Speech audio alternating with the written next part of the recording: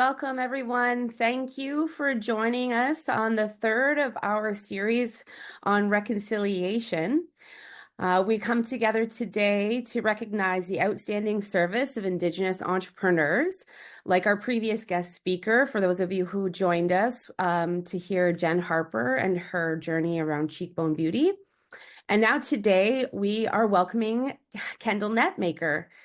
Sheridan is dedicated to elevating Indigenous resilience, resistance, and achievements, and we are so excited to have him come and speak with all of us today.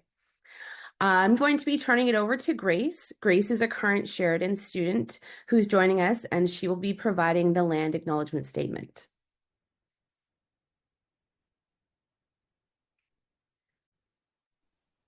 Thank you, Amy. Sheridan acknowledges that all of its campuses reside on land that for thousands of years before us was the traditional territory of the Mississaugas of the Credit First Nations, Anishinaabe Nation, Huron-Wendat, and the Haudenosaunee Confederacy. It is our collective responsibility to honor and respect those who have gone before us, those who are here, and those who have yet to come. We're grateful for the opportunity to be working on this land. To me, as a guest on this land, I appreciate the opportunity to learn, listen, and reflect on the knowledge and experiences Kendal is sharing with us in our gathering today.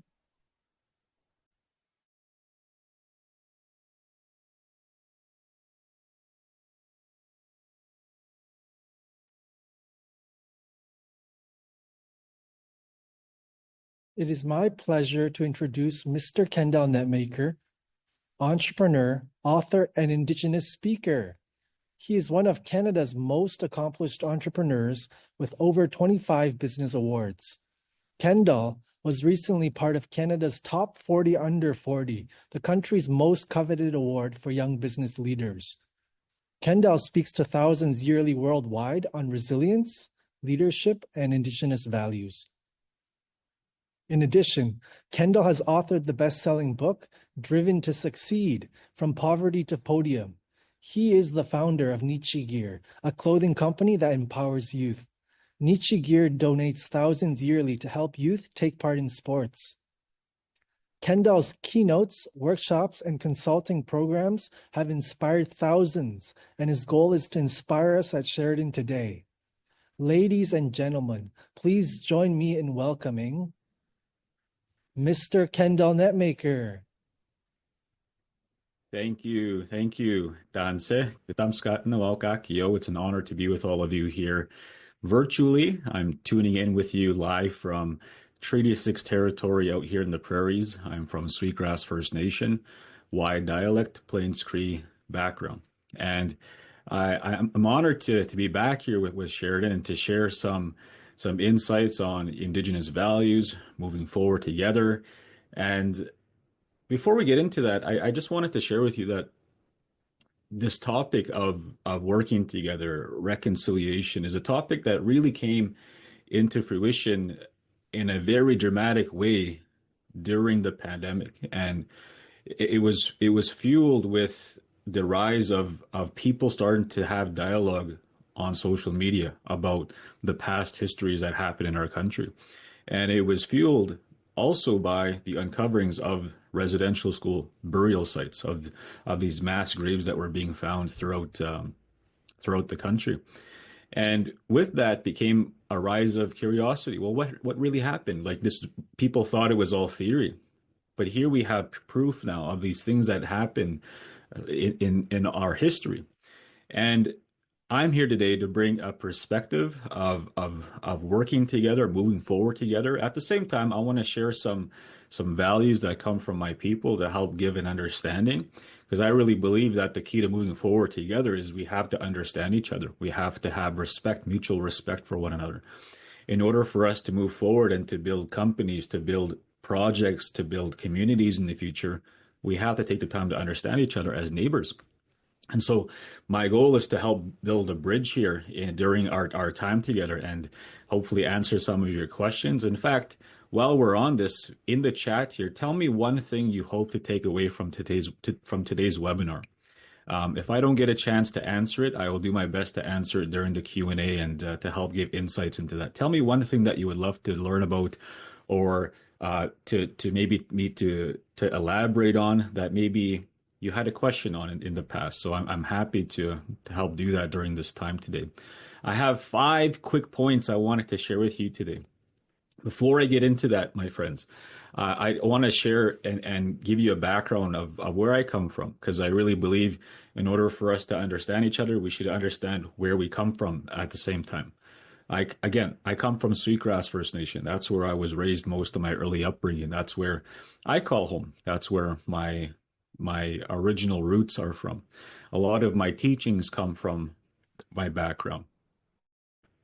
Living in Sweetgrass, many of our Indigenous youth grew up very similar, especially on reserve and now becoming more into the urban centers, in the cities and the towns and so on. And you'll see a common trait that I call a result. And a result is things that are playing out in society right now. We have a certain population that are becoming educated. They're going to school. They're advancing themselves. They're getting opportunities in the post-secondary. To me, is awesome, because I believe education has a lot of the keys to the problems that we face as Indigenous people in society. And I really believe the more people rise, become educated, start businesses, start projects, become leaders, the more impact and positive change to heal the past wounds. So I'm a big advocate for continued learning, always being a sponge in everything that you do. And these results that you see sometimes that are portrayed in the media amongst Indigenous people are in the form of things that happened in the past that created that ripple effect for a person to, for example, end up on addictions, homeless, or in a very abusive environment. These things are all results of something that's happened. And a lot of what's happened for us, you and I, in this moment here, we are here right now tuning in live because of, I would say, most of our habits, most of how we conduct ourselves can be traced back to who raised us. And in my background, many of my Indigenous brothers and sisters don't even have someone stable they can ground themselves to. And for you, I want you to reflect. Do you have mom and dad at home? Were you raised with them? Did you have your own place, your own safety net? Because a lot of my brothers and sisters don't have that. And they grew up living in fight or flight. They grew up living through the things that have happened in the past. Now it's up to them to stop them from going on to the next generation. And it's a big responsibility.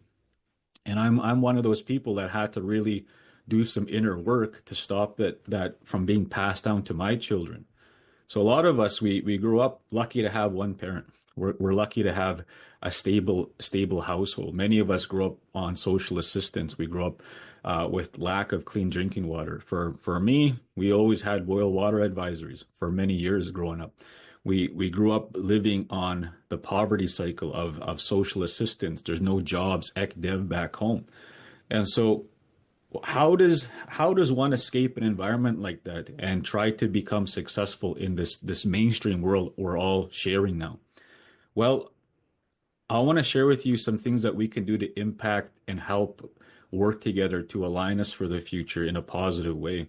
I'm very lucky. I was very blessed with a lot of helping hands throughout my life, people that saw something in me that I couldn't see at the time.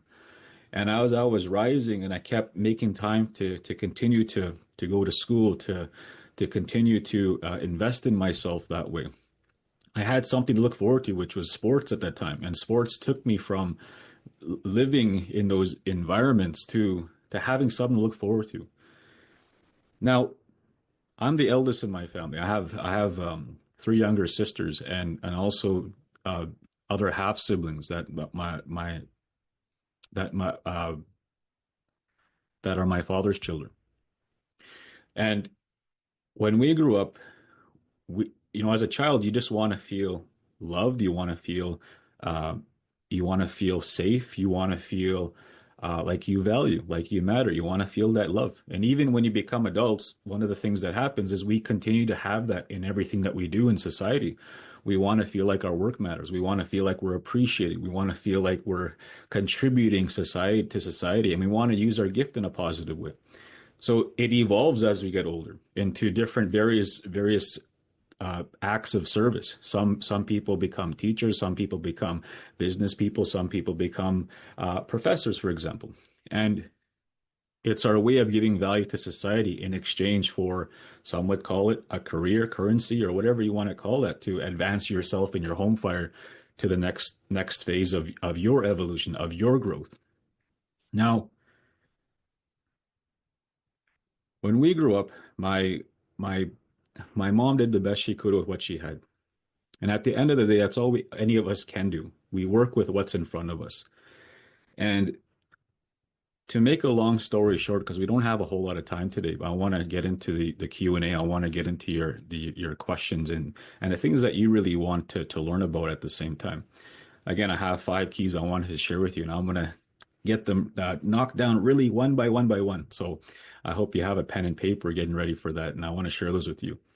But my mother, just to kind of lay the foundation here, she took us from, I would call it, unhealthy environment. We had no place to go. She separated from my father. We end up in women's shelters, interval houses, bouncing around these different places, not having no place to call home. And it was my grandmother, my Kokum in our language, we would say, who took us under her wing, and she was the one to teach us certain values that I'm gonna share with you today. The first key that I want to share with you is to be respectful of Indigenous values. They're going to be much different than what society values or some family cycles value. And I want to share those with you during this part of the story. When we moved into my Kokum's house, we lived in our living room floor. And we had the main area was our room. And we stayed there for several months. And she became our leader. She became our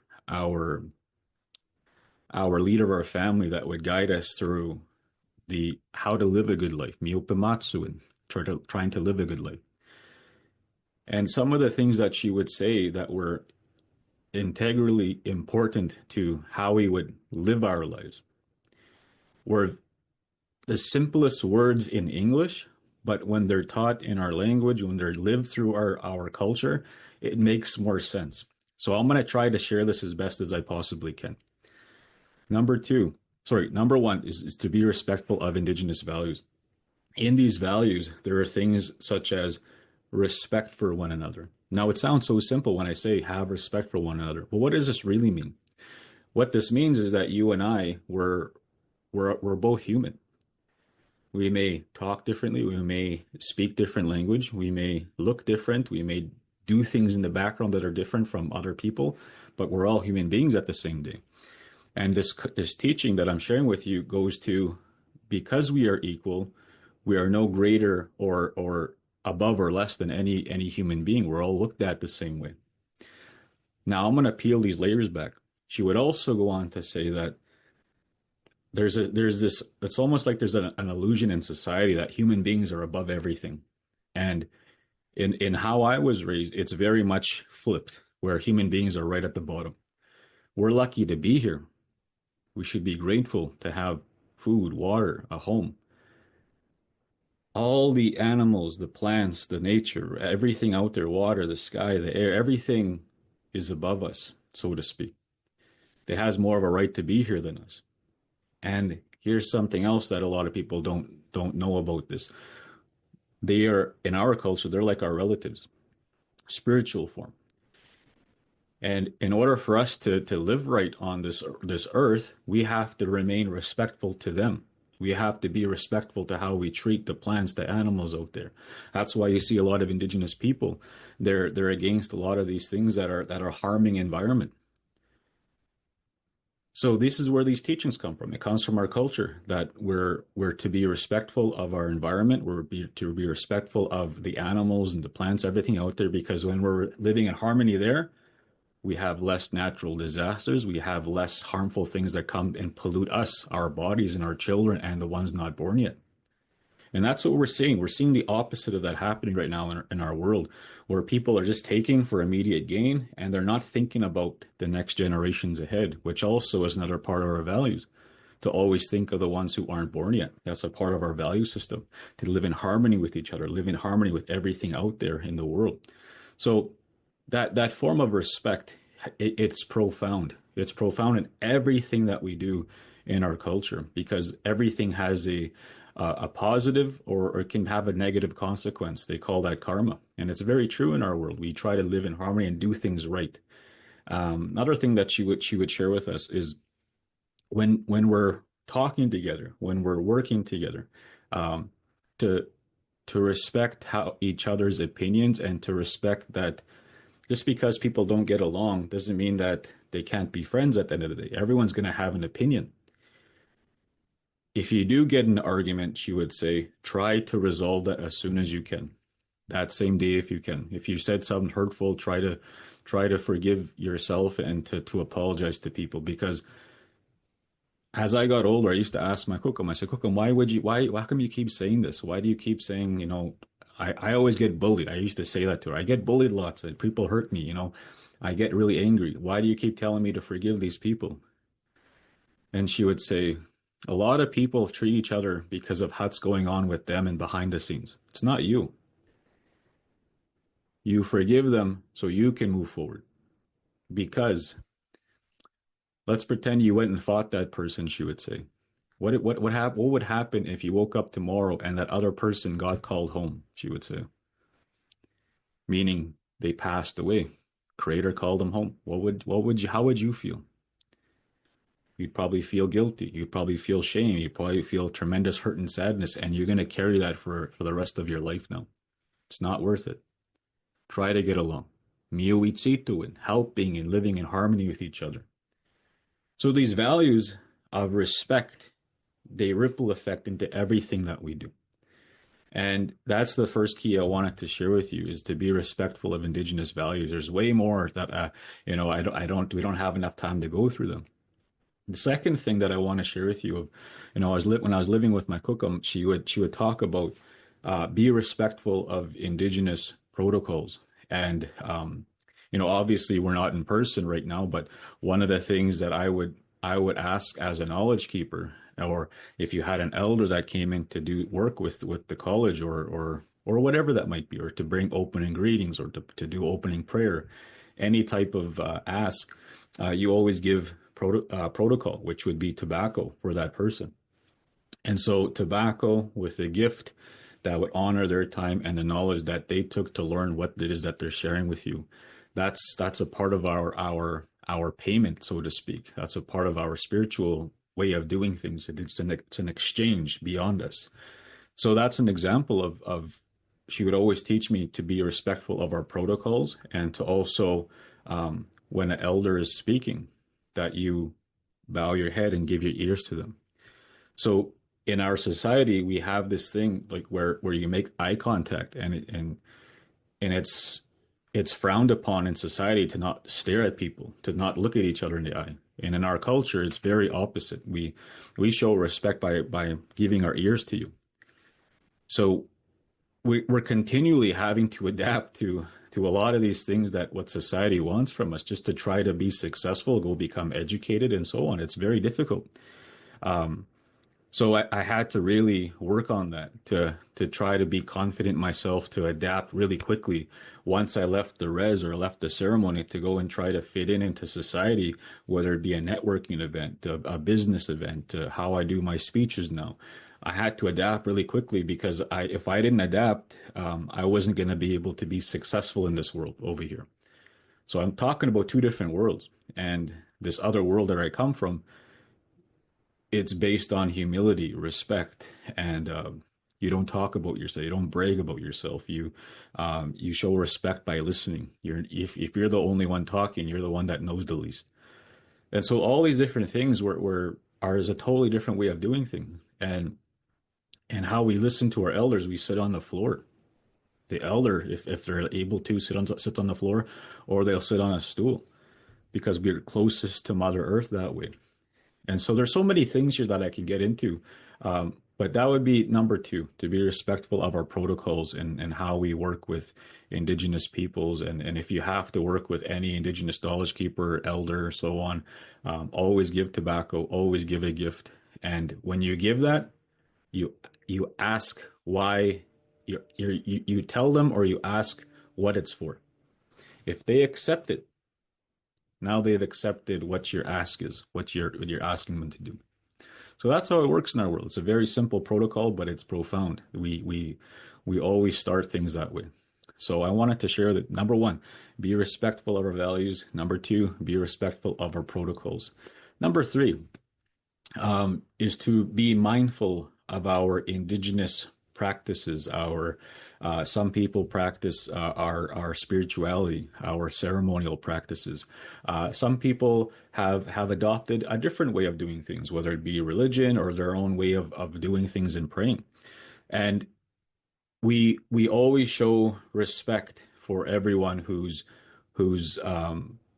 doing things differently. If they decide to, for example, go to church and so on, we're respectful of that. If someone's going to a ceremony or going to a sweat lodge to go and pray, we're respectful of that. So we have to be respectful and mindful of Indigenous peoples are not just one way. Indigenous peoples have different languages throughout this country, throughout this place, this continent of Turtle Island. There's a reason for that. Every reserve, every tribe, every area has different languages and cultural practices, and also some of them have different protocols. So when you're visiting these areas and you're trying to work there, you go and talk to elders in those areas and try to ask respectful questions of what are some of the protocols I have to be aware here? What do I need to do to come and tell them what you're trying to do? If you're trying to work with to hire Indigenous talent in the area, or you're trying to do a project there, you go and meet with the elders. They're the ones who are going to have the wisdom to share that with you. So to be mindful of Indigenous practices,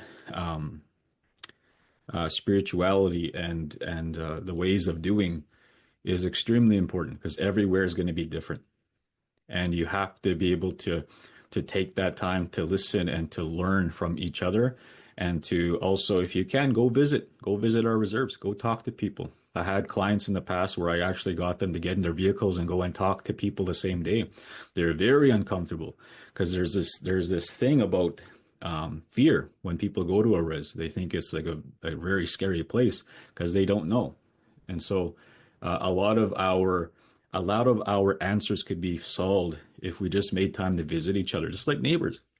But society, for some reason, has created this ripple effect that's still present to this day, where they put these walls in society and we don't talk to each other. We got to change that. So that's number three, be mindful of Indigenous practices.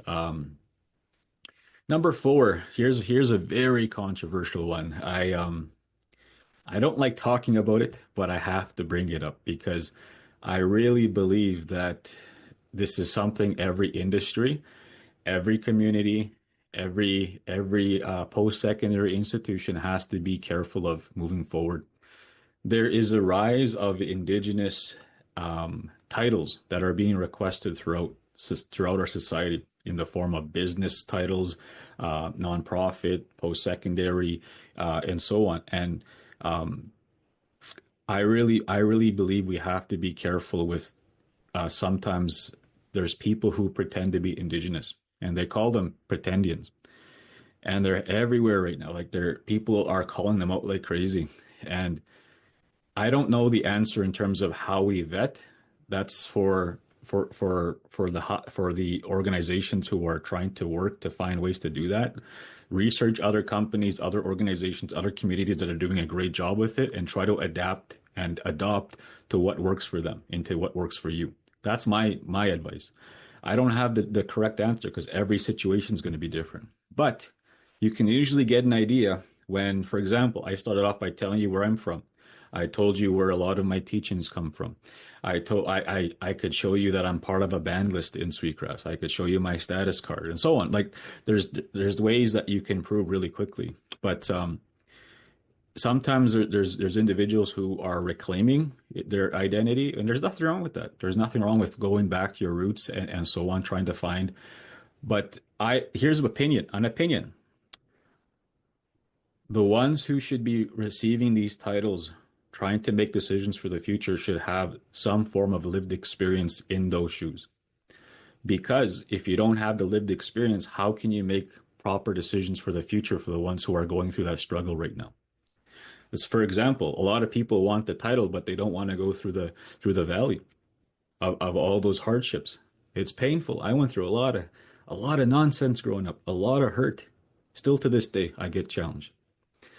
And now I'm trying to prepare my family for that next step, because my children are both visibly Indigenous. They both have long hair. They have braids. You know, they're going through it right now, and I'm there as a father trying to support them through this. And so it's something to be careful of. I'm not trying to offend anyone if I'm stirring up the pot, so to speak, but I need to say that to make people aware that this is happening. And the last thing you want to see is a news article pop up that someone's hired this person and it comes back to your brand. Like, that's the last thing people want to see. So that's number 4, just to be aware of people who have the that are trying to claim titles that they haven't. Yeah, exactly. I'm seeing a comment right now. The lived experience, like, that's important. That's extremely important. You have to have that, and that's just my take on it. So that's number 4. Number 5, my friends, is if you can, when you're working within, for example, you're trying to hire Indigenous talent. The same time, you can also support Indigenous businesses, causes that are doing good things for the community. You can tell the company is very Indigenous. You could tell who the owners are. You can actually see them on their website. It's not just a storefront that you don't know who's owning the thing. Like, that's the type of stuff you got to be careful of when you're buying Indigenous. You should know who actually owns the company. It should actually have a write-up of who these people are. But sometimes people just are, again, they're in it for the quick buck and then they leave. So you got to be careful. You have to be careful with of how you approach that. So I hope those 5 keys have been helpful, my friends. I went through them really quickly, but I also wanted to shift gears into a different area. So number 1, be respectful of Indigenous values. Number 2, be respectful of our protocols, Indigenous protocols. Every community is going to be different. Everywhere is going to be, they'll do things a little differently. We respect that. You show respect. Here's another thing, a bonus tip. If someone is doing something a certain way, or they come in with a certain form of regalia on, or they're wearing something sacred or holding something sacred, it sounds really simple. It's like I'm talking to little ones. Keep your hands to yourself. Don't touch.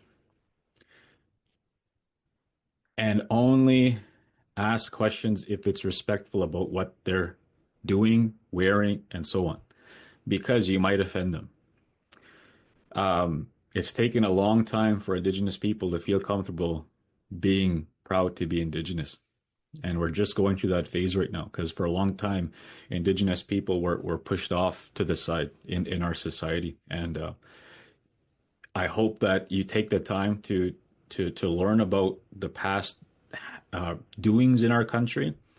The largest mast hanging not far from where I grew up in our society, where they hung, Chief Big Bear, Poundmaker, and all those different chiefs in the Treaty 6 territory in 1885. There's the largest mast hanging in history. They brought little kids from residential schools to go be made an example, to watch this live hanging happen right there in Battleford, right not far from me. Like, these things impacted our society. How were the treaties signed? Well, they starved a lot of our people. There's a disease as warfare, first time in history. They took kids from their home, put them in their residential schools. How was the Canada Food Guide created? Well, you look at the residential school era, a lot of these kids were experimented on. Where did that come from? People don't talk about this. This is real life stuff that happened. A lot of kids never made it home. And the ones who made it home many of them went through a lot of abuse. And then you expect them to function in a society that doesn't value them. That's a recipe for disaster. And that is a root cause for a lot of the things that my people are suffering through right now. So there's people like me who somehow made it through the cracks. I guess we would say we're chosen. And I'm here to help build bridges in our society so that we can come to common terms, take time to understand each other, take time to be respectful of each other, and find a common way of living side by side as neighbors again. That's my goal. So I hope that today has been helpful with help bringing some of this to light. I know sometimes I can get into it really quickly, but I'm trying to give you as much as I can during this time. Be respectful of our values. Be respectful of our protocols. Be mindful of our practices. Be respectful of them. Be aware of the term pretendians. I didn't coin the term. It's all over online. Number 5, buy Indigenous. You should know who the Indigenous companies are. You should see who they are. They should really put themselves out there on their social media. You'll know who they are. For those of you who are here right now, I know as to collectively, the first 50 are getting my book here, Driven to Succeed, and I know some of you are not able to get it. So I want to give you also a bonus. I want to give you the ebook and audiobook, so you can actually listen to this book right after this keynote is done. I'm going to put it right in the chat for everyone to get it. There's the link, freegiftfromkendal.com. And I'm going to put these 5 keys right in the chat too. These are the ones that I've shared with you today. Now, to bring it all home, I want to tell you, I'm going to finish this story, okay? And then I'm going to open up the floor for questions, and we'll get a conversation going. Does that sound good? Okay, awesome. So I shared with you a lot of my upbringing came from my home community of Sweetgrass. And throughout this time, I've had to experience a lot of different changes in my life. Being on the res, I experienced a lot of lack of having equal things to a lot of my friends and my peers. And my main focus as a kid was I loved to play sports. It was my something I look forward to every day. And in the book, you're going to read about a story of how a childhood friend gave me an opportunity to play sports. Him and his family, they paid for my soccer fees, would drive me to games and practices, pick me up from the res, drive me to games and practices, and really empowered me. And they gave me my first opportunity to play organized sport. And having that opportunity to have something to look forward to was very powerful, especially as a child. It's, when you're living in a world of chaos and unhealthy community, sometimes that's something positive to look forward to. And so the love of sport gave me something to focus on, and it took me from elementary to eventually high school. In high school, I eventually played more sports. Volleyball became my passion in grade 10, and it compounded into eventually going and playing volleyball in college for a couple of years, and it compounded into eventually going to university, where I said, I want to become a teacher now. And I said, okay, this is what I'm going to do. I'm going to become a phys ed teacher. I like to play sports. I want to give back. But sometimes this universe has more plans for you. And when you think you're going to do something, sometimes you take a different turn because there's a higher calling for you. And I would say that's what happened to me. I wouldn't be speaking with you if that didn't happen. So I was in university trying to become a teacher. And I was like, this is my life. And in a way, I guess I am still teaching. And right when I was finishing my degree, I met my now partner, my now wife. We have 2 children, a 13-year-old and a 10-year-old. And we came together as a family, and we also had to heal together because we both went through a lot of different things in our life. And both coming from residential school survivors, who both of them were our grandfathers. My wife's grandfather went to residential school. My grandfather went to residential school. My mother's dead. And so we both had to do some work on ourselves. We had to do some counseling, do some inner child work, and to have to go to ceremony and so on. And it became a life of trying to heal those ripple effects that could be easily passed down to our children. And so it's been nonstop where I've had to continually work on myself, to seek help, to talk to elders, to be open. I'm open as I could possibly be on this webinar with you today, and trying to share with you that the more we live like that, we're open to each other, we try not to have any regrets in how we live our life, the more free we can be, the more we can show our true self, our true form of who we are as individuals, why we're here. And I really hope that today was meaningful with trying to activate that with you so that we can both meet up on that bridge and find ways to work together for the future.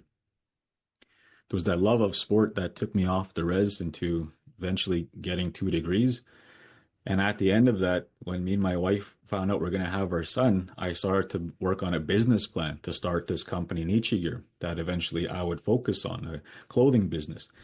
And it took a very turning point event where I didn't know how I was going to pay for rent, for our expenses, into one of the most important decisions of my life, which was going all into something, giving 100% attention into a dream, which was to grow this business. And with the support of my home fire, my wife, my children, my mom, and my siblings, off I went. I grew it from an apartment to a little office, to a kiosk, to store, to multiple locations, to custom orders, to doing online work, which is our focus now. And then I started to get asked to do presentations to different organizations, different post-secondary institutions all around Canada. And you compound that into a 10-year journey. I'm all over now. I'm speaking to some of the biggest companies in the world and doing contract work with them. And, maybe I'll publish another book. We'll see. But lots has happened. And my goal is to just try to be that bridge builder in that society. And I'm handing that baton over to you to do your part at the same time, to continue to find ways to live in harmony with each other and to come from a place where we less judging and more understanding. Take time to understand each other. Because sometimes something that can just continue to snowball in the future could have been solved with a simple conversation. So I hope today was meaningful, and I'm excited to watch all of your journeys moving forward. Thank you for your time. At this time, let's get into the Q&A. Thank you so much for everything. Wow, well, Alan, thank you so much. Kendal, just wonderful. Thank you so much for sharing everything. I'm Mi'kmaq First Nation, so it really just hits home a lot of the things that you were speaking of. For everyone on the call, I'm Randy, if we haven't met.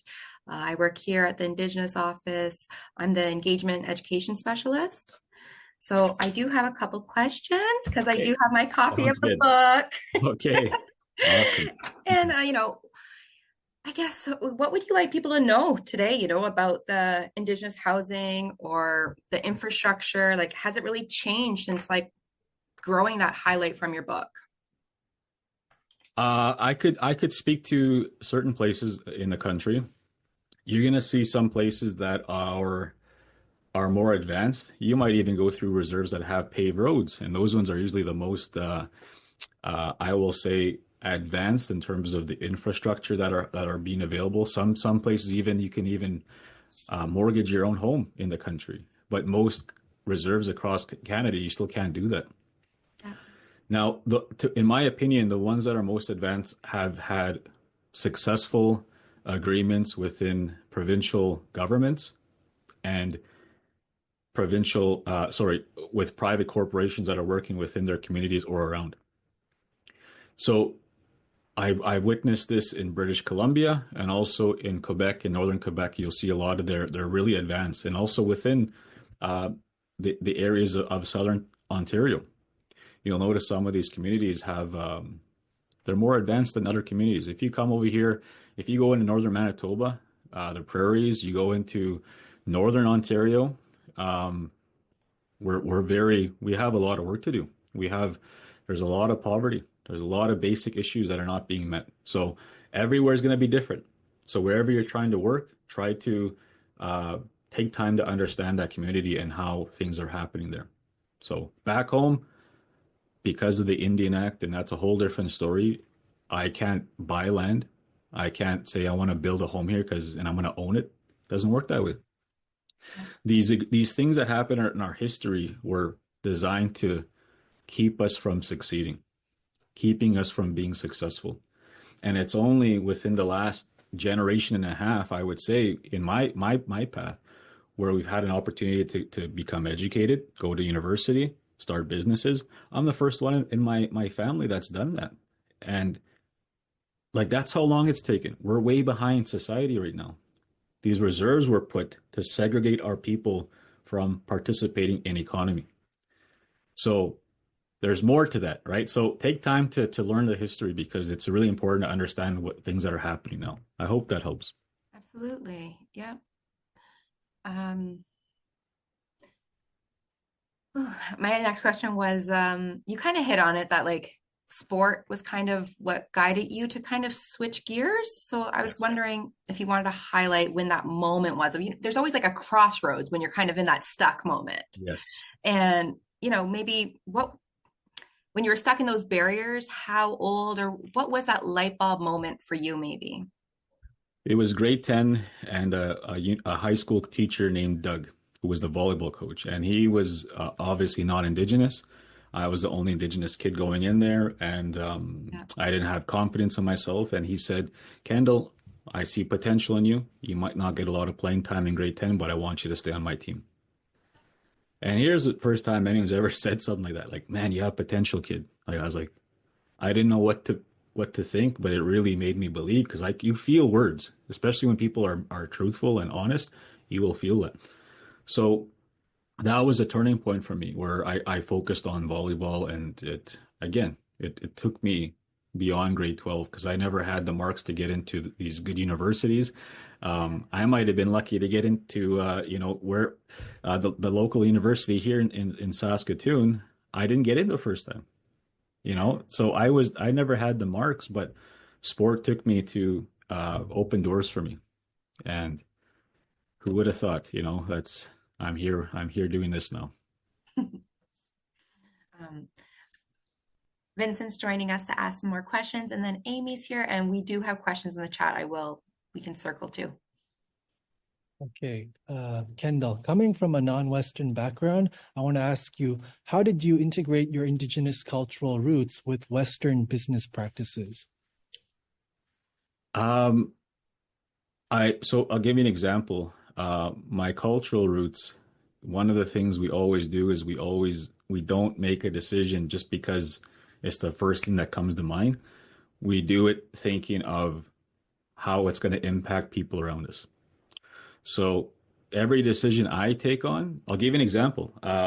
If I get asked to speak for a company, and I'm looking at it from a purely financial lens of getting so-and-so dollars to go and speak for them. But what if that company is hurting my people? I'll give you an example. I got asked to speak at an alcoholic company, and I'm thinking, I don't participate in that. And how would it look like for me if I went and spoke for that company?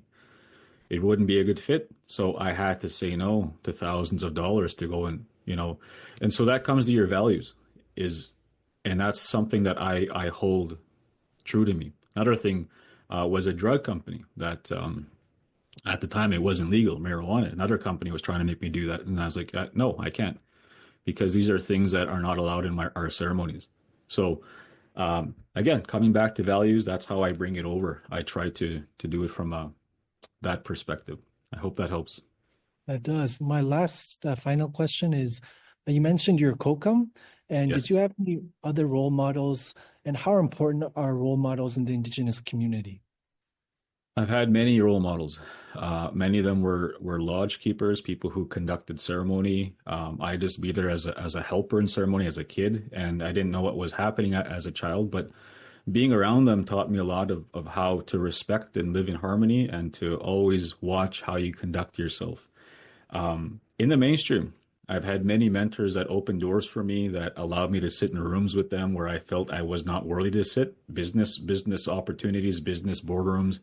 Um, and I had mentors that said, Kendall, just come sit with us. And I would go and learn from other speakers, other trainers. And I'm like, man, I wish I could afford to be in this room. But those mentors allowed that door for me to go and sit there because they saw something in me I couldn't see. And later on, I was eventually able to go and pay to be part of those groups and to also, um, I guess, be someone that mentor at the time is says, wow, he went and did it. He's making it happen. So you just never know who you're going to impact. And again, I'm built on people seeing something in me that I couldn't see. And all of us are going to, even in this moment, you can have that impact on another human being. You could do that by opening doors to other human beings, mentoring another human being to with what you know. And a lot of times we downplay what we know, but you never know who you can impact by a conversation, a coffee break, being in the same group on a project, or even starting a business in the future. You just never know what can happen with that. And I'm very grateful I've had those people in my life, and I'm always acknowledging them. So thank you. So you can always learn something from somebody else. Yes, absolutely. Miigwech, great question. My question is about truth and reconciliation. Mm-hmm. And at Sheridan, we get a lot of questions about participation and that, how allies can join in that relationship. But first, I'll ask you, where do you see First Nations going in the next 30 years in Canada and even on the world stage in terms of truth and reconciliation? Well, there's going to be a lot of challenges that I'll say First Nations communities are going to go through. One of them is there's a rise in from a political standpoint um, to create municipalities within First Nations communities, which is very dangerous because it's one of the quickest ways to dissolve the treaty rights that were created, and at the same time to dissolve and make Indigenous people homeless from their own lands. Because it's going to be easy to go and if they create municipalities, it's going to be easy for someone to go and buy, for example, my childhood home, who has the money, or a mining company who has the money, and displace my people. Like that's a real threat that people are going to face. Another thing that I think is scary is in the U.S. what's happening right there right now with I'll call it the mass deportations that are happening in Canada.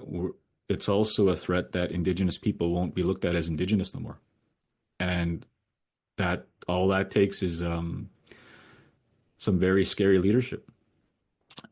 So these are things that are a threat. They're not happening yet, but there's something to look forward. So I shouldn't say, nah, I didn't mean it that way. There's something to be aware of for the future, and collectively, as we become educated in these areas, we have to be supportive of each other and stand up for each other. And to maybe someone in this room here will become a leader one day, and you'll take these learnings and advance them. And who knows where that goes? Maybe you'll be the one that will be able to put a stop to these things from happening in the future. So I hope that helps. I hope that's been helpful. Yes, thank you. It does create a lot of insight into how important lands and still even today the battle over ownership is and how that affects First Nations communities.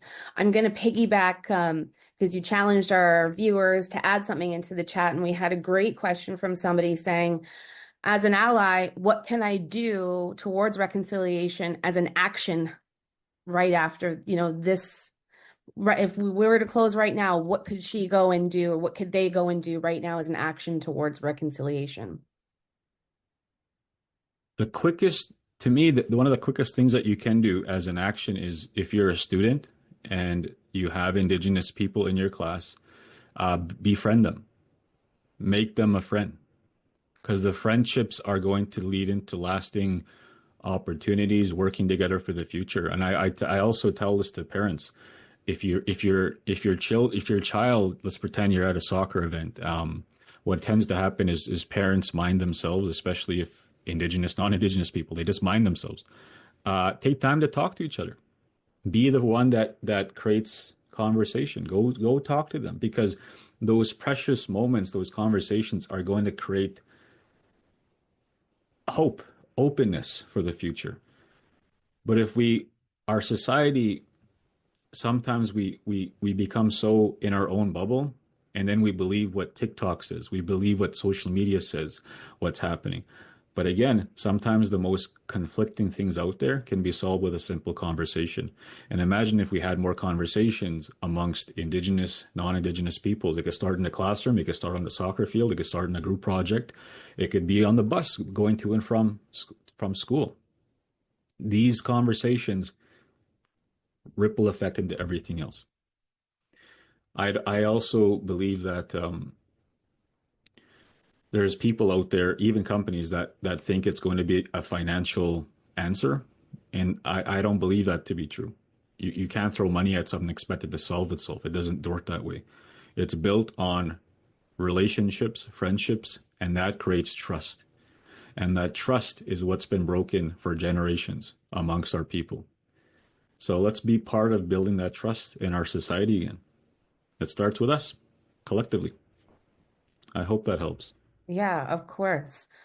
And because we have another question kind of in the same vein around reconciliation, I'll ask this again that was in the Q&A, is how can allies help make more space for Indigenous entrepreneurs and businesses in this economic landscape?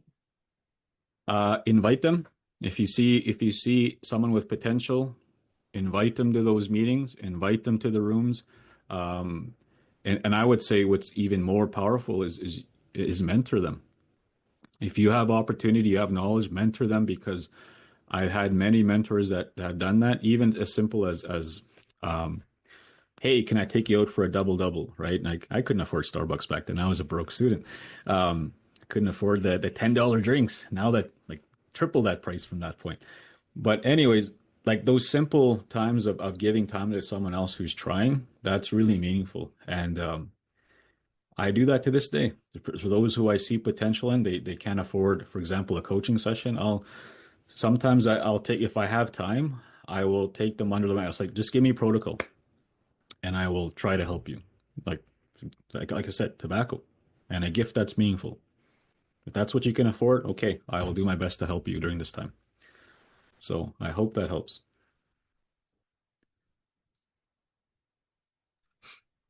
Maybe we'll have one more question from the chat, and then I'll hand it over to Vincent from the Sheridan Student Union. But the last question I see is you spoke about the intergenerational trauma with grandparents being involved in the residential school system.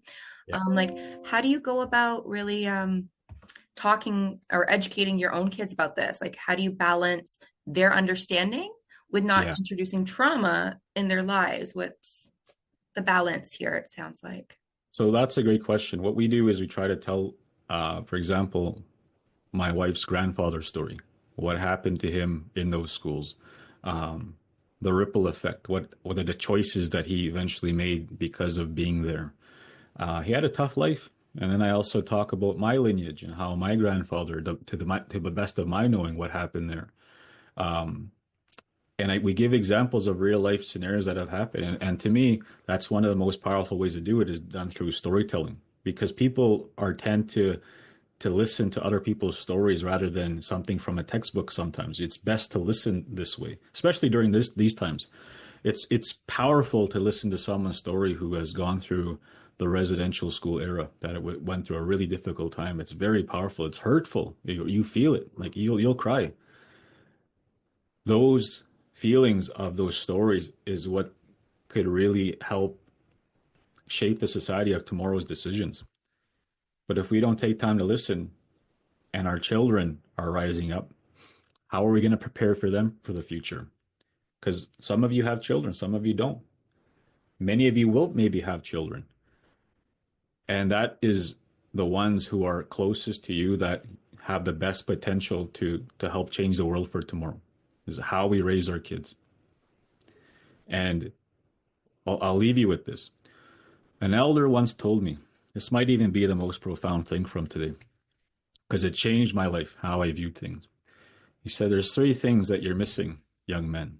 He said, you forgot how to live right from the way how you're taught in our family. And I said, well, what am I missing? He's like, all your focus is on is out here. He said, up here, number one, Creator, God, however you pray. You build this relationship down to you, right in front of your feet, around you, a circle, your home fire, your children, your spouse. That's your priority. That's your focus. Once you have children, they're number one in your life with that. You make sure everything's healthy, secure here so that when you step out of that circle and you go to work, you go to school, you're an extension of that. But a lot of people out there, they live the opposite. They go job to job and they lose themselves.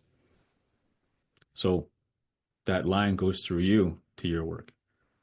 That's how you get grounded. That's how you find yourself. That's how you live your values. And I've been trying to do that ever since. I've been trying to live that way in the best way that I can. And I hope it's been very evident today that I've been an open book, and I hope that it was meaningful. And I hope that I was able to share as much as I possibly can during this time. And again, if I offended, forgive me. That's not my intention. I'm trying to be as open as I possibly can. And I hope that it was helpful and meaningful.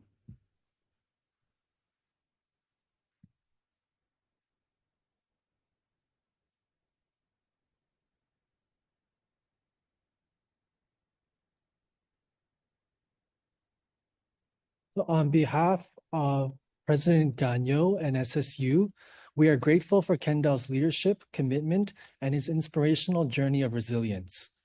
In addition, we also want to acknowledge the Indigenous Engagement Office at Sheridan College for their guidance on this important journey of truth and reconciliation. SSU is committed to working towards supporting and creating a safe environment of reconciliation. Please join us for the next event in this series with Angela Sterrett and Brandy Morin in March.